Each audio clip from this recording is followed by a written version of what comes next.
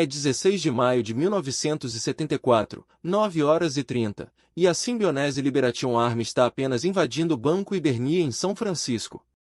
Patty Ars, a jovem de 20 anos, neta de William Randolph Ars, está de pé na caixa, um rifle pressionado à cabeça de um funcionário do banco. Ela está usando uma máscara de esqui e um olhar de desespero nos olhos. Os terroristas, liderados por Donald de Freese, estão exigindo dinheiro, e a polícia já está a caminho. Enquanto a confusão explode, a transformação de Patty de herdeira revolucionária começa. A cena é de pandemônio total, com o som de tiros e gritos enchendo o ar. Os clientes correm para se escondendo sob mesas e se escondendo atrás de pilares. Os funcionários do banco estão congelados de terror, sem saber o que fazer. Patty, ainda segurando o rifle, é uma névoa de movimento, seus olhos se movendo rapidamente entre os clientes e os sinalizadores de polícia fora. O ar está cheio do cheiro de fumaça e gordura do vendedor de máquinas quebrado. Patty Ars está de pé, sua figura impondo-se apesar da máscara de esqui que cobre seu rosto. Ela parece uma revolucionária endurecida, mas por baixo da máscara, ela é apenas uma jovem confusa e assustada. Seu cabelo está preso em uma coleta, e seus olhos azuis brilhantes estão abertos com medo. Ela está usando um casaco preto com um emblema de estrela vermelha, simbolizando sua lealdade à Symbionese Liberation Army. Seu rifle está firme, se um pouco tremendo, enquanto ela exige mais dinheiro dos funcionários do banco assustados. Testemunhas descrevem a cena como uma de completa confusão, com as pessoas correndo em todas as direções e gritando por ajuda. Uma testemunha afirma que Patty estava gritando algo sobre a Convenção Constitucional das Pessoas Revolucionárias, mas suas palavras foram cortadas pelo som de tiros. Outra testemunha relata ter visto um homem, mais tarde identificado como Donald de Freese, puxando um fuzil em um funcionário do banco. O som de vidros quebrados e gritos enche o ar enquanto a cena se desfaz em completa anarquia. É claro que isso não é um roubo bancário ordinário. Antes de prosseguir, clique no botão de inscrição e ative o sino.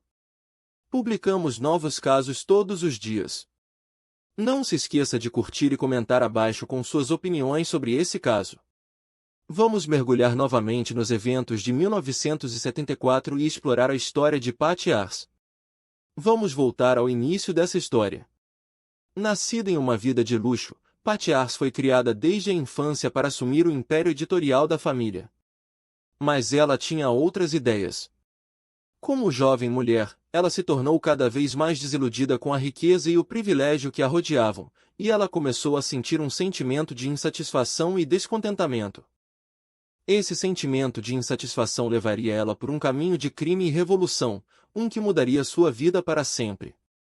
À medida que mergulhamos na história de Patty Ars, você conhecerá uma figura complexa e fascinante, uma que encarnou as contradições de seu tempo e a herança da família. Desde seus dias de adolescente rebelde até sua transformação em uma revolucionária plena, a história de Patty Ars é uma de intriga e confusão. Com a riqueza e a influência da família à sua disposição, ela tinha o mundo aos pés, mas ela escolheu um caminho diferente. E é um caminho que levou ela à porta da Symbionese Liberation Army. Você pode saber os básicos da história de Patty Ars, mas vamos mergulhar em detalhes desse caso. Desde os eventos que levaram a sua sequestro até seu subsequente julgamento e prisão, vamos explorar as reviravoltas desse caso infame. Ao longo do caminho, você conhecerá um elenco de personagens, desde Donald de Freese até sua família e amigos, que todos desempenharam um papel na dramática que se desenrolou. Então, vamos começar a explorar a história de Patty Ars, uma das herdeiras mais infames de todos os tempos. À medida que começamos essa jornada, é importante notar que a história de Patty Ars é uma de mito e mal-entendido. A representação da mídia dela foi frequentemente sensacionalizada, e os fatos do caso foram frequentemente distorcidos. Mas ao mergulhar mais fundo, vamos separar o fato da ficção e chegar ao fundo do que realmente aconteceu. Vamos examinar os fatores psicológicos que levaram Patty a se juntar à Symbionese Liberation Army, e vamos explorar as motivações por trás de suas ações. Ao final, você terá uma compreensão completa desse caso complexo e fascinante. Então, Vamos começar e desvendar a verdade sobre Patty Ars. Patricia Campbell Ars, conhecida por muitos como Patty Ars, era a pessoa central nesse caso. Ela nasceu em 20 de fevereiro de 1954, o que a tornava 20 anos de idade no momento de seu sequestro. Patty vivia em São Francisco, Califórnia, com sua família no bairro rico e influente de Hillsborough. Seu pai, Randolph Ap Person Ars, era um empresário bem-sucedido, e a riqueza e o status da família dela desempenharam um papel significativo em sua vida. Como a neta do magnata de publicações americano William Randolph Ars, Patty cresceu com um senso de privilégio e direito. A vida diária de Patty consistia em frequentar escolas particulares, como a Crystal Springs School for Girls e o Sacred Heart, e passar seu tempo livre na propriedade da família dela em São Francisco. Ela era uma jovem atraente e carismática que gostava de atuar e fazia parte de um círculo social que incluía pessoas de famílias de alto perfil. A vida familiar dela parecia idílica, com seus pais fornecendo-lhe todos os luxos e oportunidades. A personalidade de Patty foi descrita como brilhante, confiante e extrovertida, mas também sensível e vulnerável. Sua família e amigos a viam como uma típica estudante universitária, desfrutando de sua vida social e explorando seus interesses. A likabilidade e a relatabilidade de Patty vinham de seu lado vulnerável e humano, que ela revelou ao contar suas experiências na captividade. Suas lutas para lidar com o trauma e a forma como ela foi transformada pelos seus sequestradores a tornaram uma figura simpática. Muitas pessoas ficaram surpresas com sua transformação de uma jovem mulher sem preocupações a uma revolucionária endurecida, e essa mudança levantou questões sobre sua liberdade de escolha e agência. Sua transformação foi tão dramática que desencadeou um debate nacional sobre os efeitos do trauma e o poder da coação. À medida que os detalhes de sua captividade emergiram, o público começou a questionar se ela era responsável por suas ações ou se foi impulsionada a se juntar à Symbionese Liberation Army.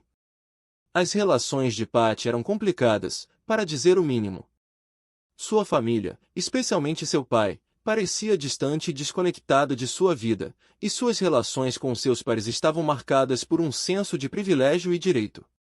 Seu romance com Steven Wade, um amigo de seu namorado, era uma das poucas conexões genuínas que ela tinha fora da sua família.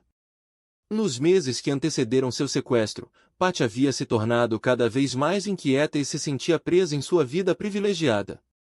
Ela começou a explorar suas tendências mais radicais, assistindo a protestos e eventos conectados ao movimento anti-guerra.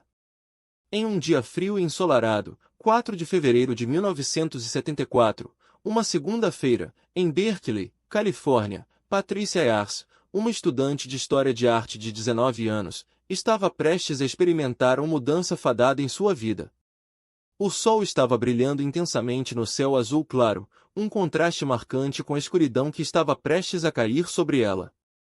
Era cerca de 9h45, quando os estudantes estavam entrando em aula ou indo para suas residências, no meio de uma manhã típica de faculdade. O ar era fresco e frio, cheio do aroma de café recém-brewado das cafeterias próximas. Enquanto Patricia caminhava de volta para sua residência, ela não tinha ideia de que sua vida estava prestes a tomar um rumo drasticamente diferente. Patricia havia acabado de terminar seu exame final na Universidade da Califórnia, Berkeley, e estava a caminho de sua residência em Berkeley, quando seus sequestradores atacaram. Ela havia passado a noite anterior com seu noivo, Steven Wade, assistindo à televisão e relaxando em casa. A noite havia sido calma e inócua, sem sinais de problemas a caminho. Na época, a família Ars era conhecida por sua riqueza e influência, mas não haviam tomado nenhuma medida especial para proteger sua filha. Era uma vida de estudante universitária típica, sem razão para suspeitar que algo sinistro estava escondido nas sombras. Por volta das 9h45, um grupo de homens armados, vestidos de preto e usando bandanas, emboscou Patricia enquanto ela subia as escadas para sua residência. Eles a derrubaram e a arrastaram de volta para seu carro de fuga, onde seus sequestradores, membros da Symbionese Liberation Army, SLA, estavam esperando. O noivo de Patricia, Steven Wade, que ainda estava dentro da residência, recebeu uma ligação frenética da mãe de Patricia, pedindo que ele saísse para procurá-la. Enquanto ele procurava pelas ruas, ele avistou o carro de fuga, mas foi tarde demais para intervir. Os sequestradores levaram Patrícia embora, deixando atrás deles um rastro de confusão e caos. O detalhe mais chocante do crime foi que Patrícia foi forçada a participar de um assalto a banco com seus captores apenas 2 meses após seu sequestro. Em um virada de evento chocante, ela foi vista segurando uma metralhadora, ajudando a SLA a assaltar um banco em São Francisco em 16 de maio de 1974. Essa imagem chocou a nação e desencadeou um debate acirrado sobre sua culpa ou inocência. A filmagem mostra uma Patrícia audaciosa e sem medo, que parecia estar sob a influência de seus captores. A imagem se tornou uma representação icônica das táticas violentas da SLA e da suposta rendição de Patrícia à sua ideologia. Com a notícia do sequestro se espalhando, a família de Patrícia entrou em pânico, tentando encontrar qualquer informação sobre sua filha desaparecida. Seu noivo, Steven Wade, denunciou o incidente à polícia, mas elas inicialmente foram lentas em responder. A investigação policial foi lançada em pleno vapor, mas à medida que os dias se transformaram em semanas e as semanas em meses, o rastro esfriou. A polícia estava sob fogo por sua maneira de lidar com o caso, com alguns críticos acusando-as de terem dado adeus demais cedo. À medida que a investigação continuou, a polícia começou a desenhar a sequência de eventos que levaram ao sequestro. Mas à medida que elas iam mais fundo, elas descobririam uma teia de segredos e mentiras que sacudiriam a nação até a raiz. Com o passar do tempo, a verdade sobre a participação de Patrícia com a SLA começou a se desenrolar. Patrícia havia sido coagida a participar do assalto a banco, bem como de outros crimes cometidos pela SLA. O líder da SLA, Donald de Freese, havia hipnotizado Patrícia, usando táticas de manipulação psicológica e abuso físico para transformá-la em uma de suas próprias. Mas à medida que as provas se acumulavam, ficou claro que algo não estava certo. O comportamento de Patrícia era mais complexo do que inicialmente pensado, e suas motivações estavam envoltas em mistério. À medida que a polícia ia mais fundo na investigação, elas descobririam uma teia de segredos e mentiras que as levaria à verdade chocante sobre a participação de Patrícia com a SLA. Mas à medida que elas iam mais perto da verdade, elas encontrariam um oponente formidável, um grupo de advogados e estrategistas que não hesitariam em defender os direitos de Patrícia. A batalha pela verdade havia começado, e seria uma luta para os tempos. A escala completa do que ocorreu se tornou clara à medida que a investigação arrastou-se. Patrícia havia sido coagida a participar do assalto a banco, bem como de outros crimes cometidos pela SLA. O grupo de líderes da SLA, Donald de Freese, havia hipnotizado Patrícia, usando táticas de manipulação psicológica e abuso físico para transformá-la em uma de suas próprias. Mas à medida que as provas se acumulavam, ficou claro que algo não estava certo. O comportamento de Patrícia era mais complexo do que inicialmente pensado, e suas motivações estavam envoltas em mistério. A investigação policial foi uma caça ao tesouro, com a polícia vasculhando cada detalhe do caso, procurando por pistas e provas que pudessem levá-los à verdade. Eles entrevistaram testemunhas, analisaram evidências e seguiram pistas, mas à medida que elas iam mais fundo, elas encontravam mais perguntas do que respostas. A verdade sobre a participação de Patrícia com a SLA era um mistério que parecia não ter fim. Mas à medida que a investigação continuou, a verdade começou a se desenrolar. Patrícia havia sido coagida a participar do assalto a banco, bem como de outros crimes cometidos pela SLA. O grupo de líderes da SLA, Donald de Freese, havia hipnotizado Patrícia, usando táticas de manipulação psicológica e abuso físico para transformá-la em uma de suas próprias. E agora, à medida que a verdade se tornava CL. A polícia respondeu inicialmente ao sequestro de Patty Ars tratando-o como um caso de pessoa